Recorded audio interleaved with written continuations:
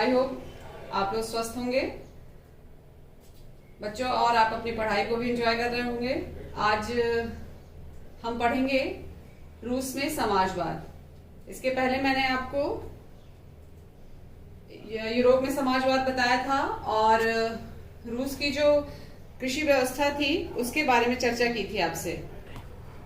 आज हम रूस में समाजवाद की चर्चा करेंगे आपसे कि औद्योगिक क्रांति और फ्रांसीसी क्रांति के बाद जब पूरे यूरोप में समाजवाद आया था और रूस उस समय औद्योगिक रूप से बहुत पिछड़ा था, लेकिन जब 1914 में स्थितियां परिवर्तित हुई और उसके मद्देनजर 1917 में जब क्रांति हुई तो सबसे पहले समाजवाद रूस में आया था। लेकिन समाजवाद के रूस में आने से पहले क्या क्या कहानी बनी थी या क्या क्या घटनाएं हुई थी उसके बारे में हम जानेंगे।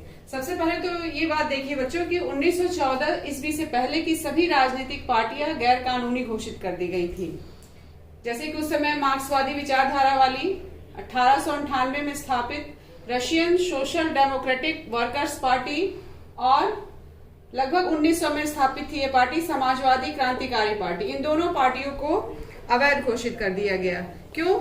क्योंकि ये मानना था कि ये पार्टियां जो है कृषकों के अधिकार के लिए और सामंतों द्वारा अधिकृत की गई भूमि कृषकों को वापस देने के लिए संघर्षरत थी और जो जारशाही शासन व्यवस्था थी वो इसको मानने के लिए तैयार नहीं थी। इस तरह से तो ये कहानी हुई। उसी में एक नेता उभर के आए थे, लेनिन। इनका नाम आप लोगों ने सुना होगा। तो अगला पॉइंट है हमारा लेनिन और समाजवादी आंदोलन। इसमें बच्चों हम पढ़ेंगे कि जब लेनिन रूस के समाजवादी आंदोलन में आए तो उन्होंने महसूस किया कि कृषक एक संयुक्त समूह नहीं है। कृषक जो है आपस में बटे हुए हैं। कुछ मैंने बताया था कि कुछ ग्रामीण समुदाय से थे, कुछ शहरी समुदाय से थे, तो वो आपस में बटे हुए थे और जरूरत पड़ने पर वो खेत को अपने सामंतों के अधिकार क्षेत्र समझते हुए छोड़ भी दिया करते थे। तो लेनिन ने यहाँ पर इस विचारधारा का खंडन किया और उन्होंने कृषकों को संगठित करने का प्रयास किया। उनकी जो पार्टी थी सोशल डेमोक्रेटिक पार्टी, वो भी दो भागों में विभाजित हो गई। पहला बोल्शेविक, इसका नेतृत्व लेनिन ने किया और इनका ये मानना था कि जार को अनुशासित रहना चाहिए और अपने सदस्यों की संख्या पर पूरा नियंत्रण होना चाहिए। एक तरीके से उन्होंने जारशाही को अनुशासित रहने का निर्देश दिया। दूसरा था आपका मेंशेविक पार्टी, मेंशेविक दल कहा गया। इसका ये मानना था कि पार्टी में सभी को सदस्यता मिलनी चाहिए, चाहे वो किसी वर्ग किसी जाति का हो, जैसे कि जर्मनी में है। इस तरह ये दो पार्टियां जो हैं उस समय रूस में समाजवाद लाने में महत्वपूर्ण भूमिका निभाई थी। 1905 ईस्वी की क्रांति, खूनी रविवार। बच्चों ये बहुत ही इंपॉर्टेंट टॉपिक है आपका और अक्सर ये आपके क्वेश्चंस में आता है कि खूनी रविवार की घटना किसे कहते हैं। इसे ब्लडी संडे भी कहा जाता है। रूस में जब जार की निरंकुश राजशाही थी, निरंकुश मैंने बताया था जो बिना किसी रोक टोक के शासन करता हो, जिसके ऊपर कोई नियंत्रण ना हो, और जार बिल्कुल अपनी मनमानी से शासन कर रहा था। वह जो रूस की जो संसद थी उस समय, राष्ट्रीय संसद, उस समय उसका यही नाम था, उसके भी अधीन नहीं था। वो उसकी बात भी नहीं मानता था, अपने तरीके से रूस में शासन कर रहा था। और जो उस समय की पार्टियां थी, सोशल डेमोक्रेट्स और समाजवादी क्रांतिकारी, इन पार्टियों को भी उसने अवैधानिक घोषित कर दिया था। लेकिन फिर भी ये पार्टियां किसानों के साथ मिलकर संविधान की मांग कर रही थी ताकि एक विकसित रूस का निर्माण किया जा सके। यही परिस्थितियां आगे बढ़ती गई धीरे धीरे। 1904 तक आते आते रूसी मजदूरों की स्थिति बहुत दयनीय हो गई थी। क्यों? क्योंकि इस समय जो था, जो रूसी मजदूर जो फैक्ट्रियों में काम कर रहे थे उनके वेतन में लगभग 20% तक की कटौती कर दी गई और जो उस समय वस्तुएं थी वो इतनी महंगी हो गई थी, मतलब उनकी कीमतों में इतनी वृद्धि हो गई थी कि उनको खरीद पाना उनके वश में नहीं रह गया था। एक तरीके से मजदूरों को जानबूझ के ये प्रताड़ित करने का काम हो रहा था। उसी समय मजदूर संगठनों की भी भरमार हो गई थी। कई तरह के मजदूर संगठन डेवलप हो रहे थे उस समय। वहां पर सबने मिलकर इस जारशाही के विरुद्ध आंदोलन करने की योजना बनाई और इसी के तहत 1905 में लाखों मजदूर रविवार के दिन पादरी गैपोन के नेतृत्व में जार के महल विंटर पैलेस, जहां पे जार रहता था। जार मीन्स जो रूस का जो राजा था उसको जार कहते थे। विंटर पैलेस में विरोध प्रदर्शन करने के लिए पहुंचे। इतने मजदूर वहां पर एक साथ इकट्ठा हो गए। जार ने बिल्कुल मजदूरों की खबर नहीं ली और न ही उनका हालचाल या कुछ उनकी स्थिति जानने का प्रयास किया। उसके सैनिकों ने और जो भी उसके पुलिस थे उन लोगों ने मजदूरों पर आक्रमण कर दिया और जिसमें लगभग 100 से ज्यादा मजदूर मारे गए थे और कुछ घायल भी हुए थे। और इतिहास में यही घटना खूनी रविवार के नाम से जाना जाता है। इसको ध्यान में रखिएगा, खूनी रविवार, ब्लडी संडे की घटना यही थी कि मजदूरों ने एक आंदोलन किया और जार के राजमहल पे गया और वहां पर उनके ऊपर पुलिस ने आक्रमण कर दिया, उनके ऊपर अत्याचार किया और इसमें मजदूर मारे गए।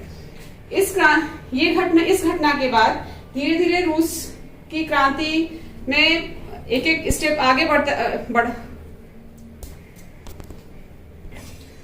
इस क्रांति के बाद इस प्रकार की कई घटनाएं रूस में होने लगी, जिसे 1905 की क्रांति के नाम दिया गया। इसमें क्या किया गया कि सबसे पहला तो ये हुआ कि 1905 की क्रांति के दौरान जार ने निर्वाचित संसद ड्यूमा के गठन की स्वीकृति दे दी। जो ये राष्ट्रीय संसद था इसका नाम अब हो गया ड्यूमा, उसके गठन की स्वीकृति दे दी थी। और जो फैक्ट्री मजदूर उस समय तमाम अपनी कमेटियां और यूनियन बना के थे, उन सबको उसने गैर कानूनी घोषित कर दिया। और उसके बाद जो अनाधिकृत रूप से कार्य कर रहे थे, जो गैर कानूनी कार्य ये लोग कर रहे थे, उनके ऊपर भी प्रतिबंध लगाने की कोशिश की। जो उसने ड्यूमा बनाने की बात की थी, जार ने पहली ड्यूमा 75 दिन, दूसरी ड्यूमा को 3 महीने के अंदर बर्खास्त कर दिया। क्यों? क्योंकि जार जो था वो निरंकुश शासक था और वो किसी के दबाव में आकर काम नहीं करना चाहता था, इसलिए उसने पहली ड्यूमा और दूसरी ड्यूमा को 3 महीने के अंदर ही बर्खास्त कर दिया। फिर उसने तीसरी ड्यूमा का भी गठन किया, तीसरी संसद का भी गठन किया और उसमें सिर्फ रूढ़िवादी नेताओं को नियुक्त किया गया। जब मैंने पहले लेसन शुरू किया था तभी आपको बताया था कि 3 तरह की विचारधारा थी, उदारवादी, रेडिकल और रूढ़िवादी। ये रूढ़िवादी पुरानी परंपराओं को मानते थे, लेकिन जब फ्रांसीसी क्रांति हो गई थी उसके बाद इन्होंने परिवर्तन की बात तो की थी, लेकिन इनका ये मानना था कि परिवर्तन हो, धीरे धीरे हो, लेकिन अतीत को ध्यान में रखकर हो। इस तरह से बच्चों ये आपका खूनी रविवार की घटना, इसको ध्यान में रखिएगा। प्रथम विश्व युद्ध और रूसी साम्राज्य। प्रथम विश्व युद्ध मैंने बताया था कि इसमें 2 ध्रुव थे, मित्र राष्ट्र और केंद्रीय शक्तियां। मित्र राष्ट्र में इंग्लैंड, फ्रांस और रूस थे और केंद्रीय शक्तियों में ऑस्ट्रिया, जर्मनी और हंगरी थे। बाद में कुछ और भी देश शामिल हुए थे, अगर आपको ध्यान होगा तो फिलहाल बच्चों हम जानेंगे कि प्रथम विश्व युद्ध में रूसी साम्राज्य की क्या भूमिका थी। जब ये युद्ध शुरू हुआ था, रूस ने बड़े जोर शोर से इस युद्ध में अपना सहयोग दिया था और वहां का जो जार था उसको जनता ने भी बहुत सहयोग किया, क्योंकि जनता को लग रहा था कि ये एक क्रांतिकारी युद्ध है और इससे रूस को बड़ा फायदा होने वाला है। लेकिन जब ये युद्ध लंबा चलने लगा तो जनता ने भी जार का समर्थन देना छोड़ दिया और जार ने भी कुछ मुद्दों पर जनता से या ड्यूमा से सलाह लेना छोड़ दिया। धीरे धीरे वो अपना निरंकुश होता जा रहा था। इधर जनता में जर्मन विरोधी भावनाएं प्रबल होने लगी और इसी भावना के तहत उन्होंने सेंट पीटर्सबर्ग, इसको ये एक्चुअली जर्मन नाम था तो इसका नाम बदलकर इन लोगों ने पेट्रोग्राद कर दिया। देखिए, सेंट पीटर्सबर्ग का नाम बदलकर पेट्रोग्राद कर दिया गया। और दूसरी बात ये थी कि जर्मन विरोधी भावनाओं को भड़काने में जार की पत्नी जरीना और रासपुतीन नामक सलाहकार, ये दोनों जर्मनी के थे, जर्मन मूल के थे, तो लोगों के मन में इनके प्रति भी बहुत बैर या बहुत दुश्मनी का भाव भरा हुआ था और इन दोनों ने जारशाही को अलोकप्रिय बना दिया। ये सारी स्थितियां प्रथम विश्व युद्ध के शुरुआत में देखने को मिली हैं और युद्ध चूंकि लंबा चल रहा था और कई मोर्चों पर, जैसे 1914 और 16 के मध्य रूसी सेना को ऑस्ट्रिया और जर्मनी से हार का सामना करना पड़ा। यहाँ पर रूस की सेना हार गई थी और इस हार ने रूसी सेना का मनोबल तोड़ के रख दिया था। इसमें उनके बहुत से सैनिक मारे गए थे और कई घर ऐसे थे जो बिल्कुल उजड़ गए थे और इसका परिणाम ये हुआ कि इसका सबसे ज्यादा प्रभाव वहां के उद्योगों पर पड़ा, क्योंकि जितने काम धंधे थे, जितनी फैक्ट्रियां थी, सारे मजदूरों को युद्ध में लगा दिया गया था। जितने स्वस्थ पुरुष थे उनको सैनिक बनाकर भेज दिया गया था, और फैक्ट्रियों में जो सामान बनता था उसको बाहर से जो उसको बनाने के लिए जो सामान की जरूरत पड़ती थी वो मिलनी बंद हो गई, क्योंकि उस पर जर्मनी ने कब्जा कर लिया था। एक तरीके से रूस बिल्कुल उसकी अर्थव्यवस्था बिल्कुल चौपट हो गई थी। पहले ही आर्थिक रूप से पिछड़ा हुआ था, प्रथम विश्व युद्ध ने उसे और भी पीछे कर दिया। इस युद्ध के परिणाम स्वरूप मैंने बताया मजदूरों की कमी हो गई, अनाज की कमी हो गई, क्योंकि जब रूसी सेना हार गई और लौटने लगी तो रास्ते में जितनी भी फसलें थी सबको उनके सैनिकों ने तहस नहस कर दिया। उनको ये लगा कि जो जर्मन सैनिक आए उनको कुछ मिलने ना पाए, और इसका सबसे ज्यादा दुष्प्रभाव उन्हीं के ऊपर पड़ा, क्योंकि जब अनाज ही नहीं रहा तो सबसे ज्यादा नुकसान उन्हीं का हुआ। रोटी की दुकान पर दंगे होने लगे, अनाज नहीं रहे तो जहां पर भी जो बेकरी शॉप थे या जो भी दुकानें थी वहां पर लोग जबरदस्ती भीड़ इकट्ठा करने लगे और लूटपाट की स्थिति आ गई थी।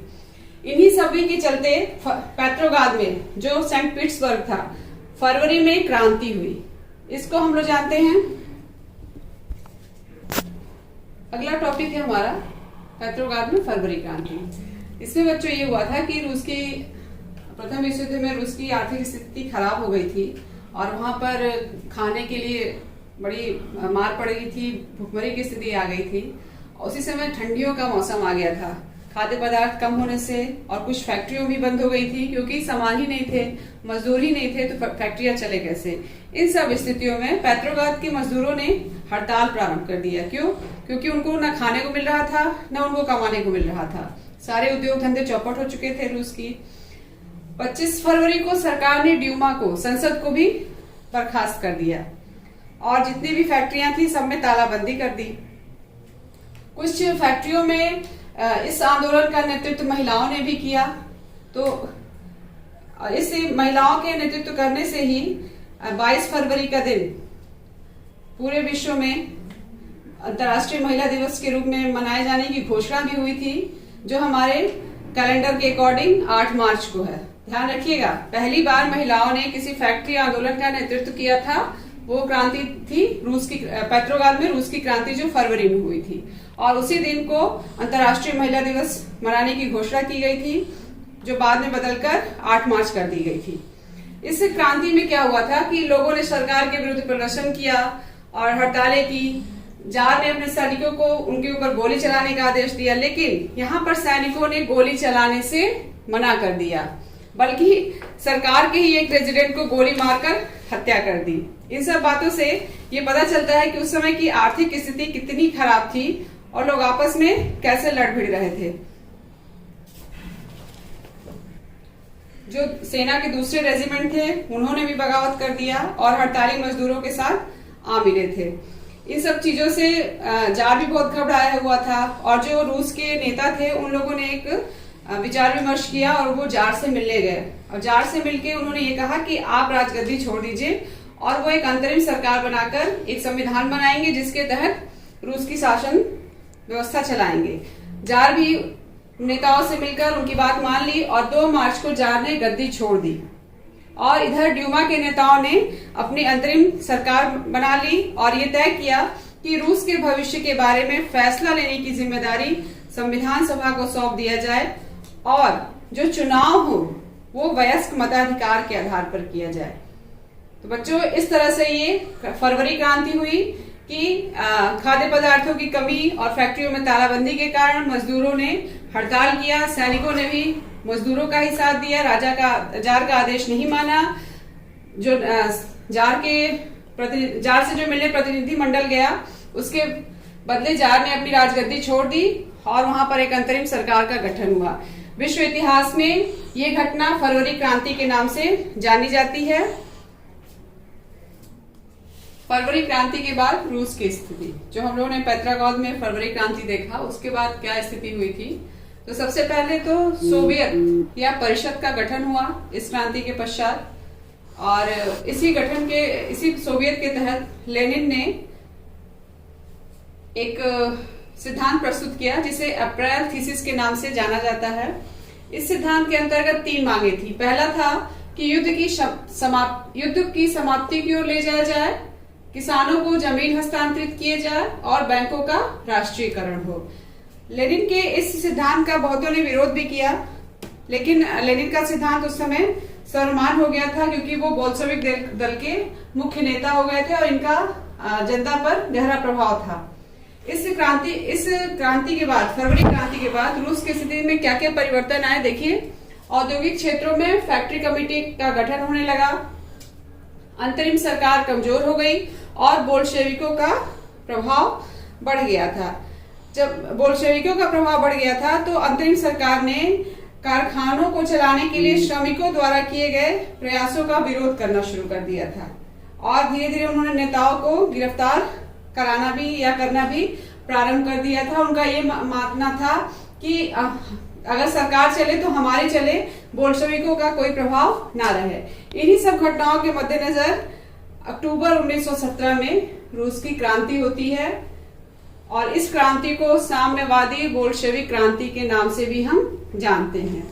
इस क्रांति में क्या हुआ था कि जो बोल्शेविकों और अंतरिम सरकार के बीच जो मतभेद था वो धीरे धीरे गहराई होता गया और 16 अक्टूबर 1917 को लेनिन ने पेट्रोग्राद सोवियत और बोल्शेविक पार्टी द्वारा सत्ता पर कब्जा करने के लिए ट्रॉट्स्की, यहाँ पर देखिएगा, ट्रॉट्स्की के नेतृत्व में क्रांतिकारी समिति का गठन किया।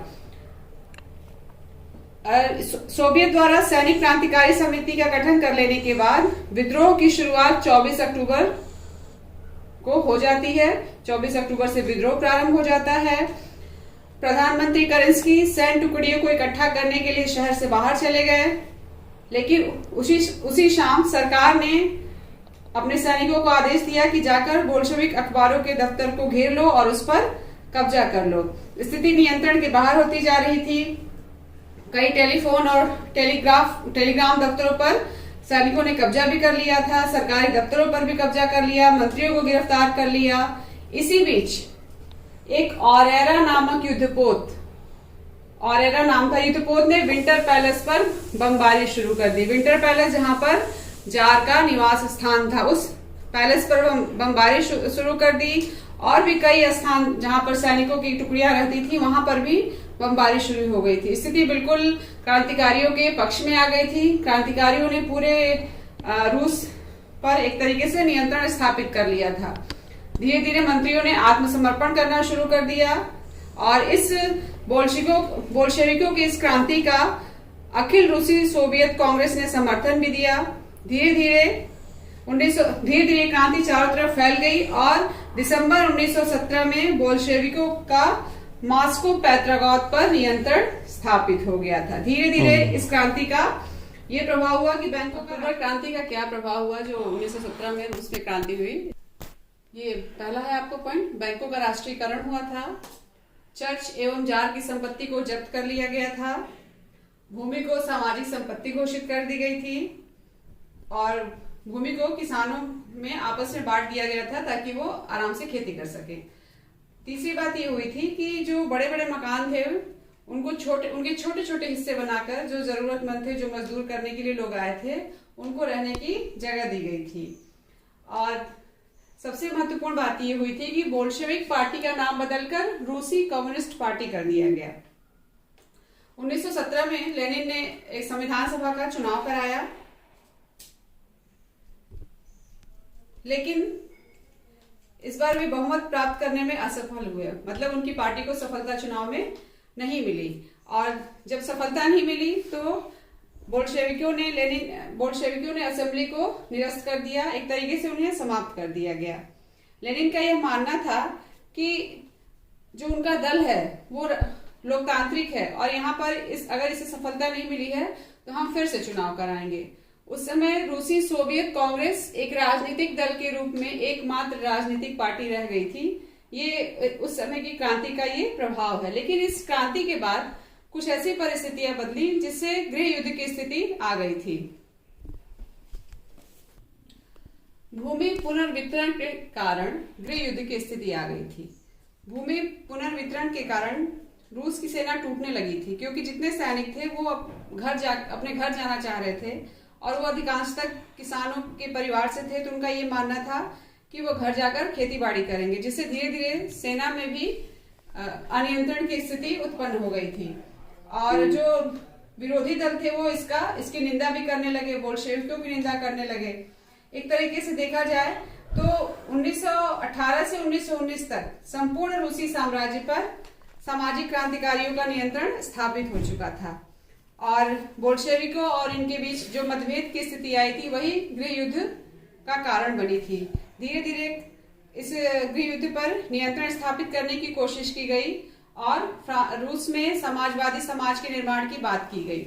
इसके तहत केंद्रीकृत नियोजन के स्थापना की गई, पंचवर्षीय योजनाओं की शुरुआत हुई। जैसे कि आप हम जानते ही हैं कि भारत में भी पंचवर्षीय योजना चलती है, हर 5 वर्ष में एक योजना बनाई जाती है, उसके तहत विकास कार्यक्रम होते हैं। तो रूस में भी पंचवर्षीय योजना की शुरुआत हुई थी। औद्योगिक विकास को बढ़ावा मिला था, कई तरह के उद्योग स्थापित किए गए थे, औद्योगिक उत्पादन बढ़ने लगे थे, तेल, कोयले और स्टील के उत्पादन में भी बढ़ावा मिला था। धीरे धीरे रूस जो है औद्योगिक तौर पर काफी विस्तृत होता जा रहा था, उसका विकास होता जा रहा था, नए नए औद्योगिक शहरों का विकास होता जा रहा था। लेकिन इन सब के बीच में भी कुछ वर्ग ऐसे थे जो इन परिस्थितियों का सामना करने में असमर्थ हो रहे थे और उनकी स्थिति बड़ी कठिन हो रही थी।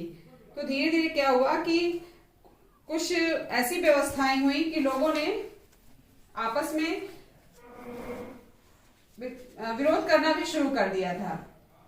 लेकिन इस विरोध का कोई खास प्रभाव इस समाजवाद पर या रूस के इस समाजवादी समाज के निर्माण पर नहीं पड़ा। अब हमारा अगला टॉपिक है स्टालिनवाद और सामूहिकीकरण। बच्चों, ये टॉपिक बहुत महत्वपूर्ण है और ये अक्सर परीक्षाओं में आता है, तो आप इस टॉपिक को ध्यान से समझिएगा। अब हम जानते हैं कि स्टालिनवाद क्या है।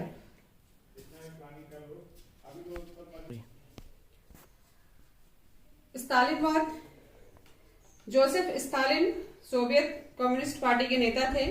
ये लेनिन की मृत्यु के बाद इन्होंने बोल्शेविक पार्टी की सत्ता संभाली थी।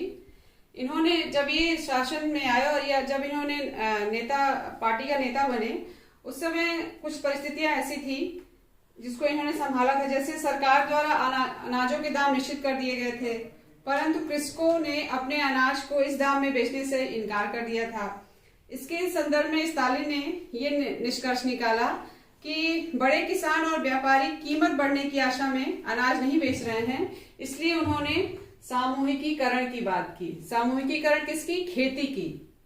उन्होंने खेती की सामूहिकीकरण की बात की और वर्ष 1928 में पार्टी के सदस्यों ने अनाज उत्पादकों वाले क्षेत्रों में जाकर खुद किसानों से बलपूर्वक अनाज खरीदा और रूस के संपन्न किसानों के यहाँ छापे भी मारे। जो कृषि भूमि जो लोग कब्जा करके बैठे थे, वो जो गरीब मजदूर किसान थे, उनको हस्तांतरित की और धीरे धीरे आधुनिकीकरण का प्रभाव खेती में भी दिखने लगा और फसलों के उत्पादन में बढ़ावा मिला था। तो इस तरह ये स्टालिनवाद और सामूहिकीकरण की प्रक्रिया है। लास्ट में बच्चों हम ये पढ़ेंगे कि इस क्रांति का प्रभाव क्या हुआ, इस क्रांति का पूरे विश्व पर या हमारे देश भारत पर क्या प्रभाव पड़ा। इस क्रांति का प्रभाव में सबसे पहले हम जानेंगे कि कम्युनिस्ट पार्टी की स्थापना। इस पार्टी की जिस कम्युनिस्ट पार्टी की स्थापना लेनिन ने की थी, धीरे धीरे इस पार्टी का प्रभाव विश्व के कई देशों में फैलता गया और कई देशों में कम्युनिस्ट पार्टी की स्थापना भी हुई। इसका प्रभाव भारत में भी हुआ और 1920 के आसपास भारत में कम्युनिस्ट पार्टी का गठन भी किया गया था। और इन पार्टियों में ज्यादातर कुछ राजनेताओं, भारत के नेताओं ने सोवियत रूस का दौरा भी किया था, जिसमें जवाहरलाल नेहरू का नाम है, रविंद्रनाथ टैगोर का भी नाम आता है। फिलहाल कम्युनिस्ट पार्टी की स्थापना पूरे विश्वव्यापी तरीके से हुई और इसमें कई देश के लोगों ने हिस्सा भी लिया था। इसके महासम्मेलन की भी बात की गई थी। दूसरा है समाजवाद को बढ़ावा मिला। सोवियत संघ को समाजवाद जो है एक तरीके से पूरे विश्व में फैल चुका था और इसकी पहचान बहुत गहरी हो गई थी। विश्व के कई देशों ने इस समाजवाद को अपनाया भी था। दूसरे विश्व युद्ध तक आते आते स्थितियां थोड़ी बदल गई थी और समाजवाद के व्यापक पुनर्विचार की धारणा जो है धीरे धीरे प्रबल हो रही थी। बच्चों, इस तरह आपका ये लेसन समाप्त हुआ। मैं उम्मीद करती हूँ कि आपको ये समझ में आया होगा। आप इसे ध्यान से देखेंगी और समझेंगे। आप ध्यान से इसे देखेंगे और समझेंगे तो आपको पूरा अध्याय समझ में आ जाएगा। चलिए, thanks for watching. Stay home, stay safe.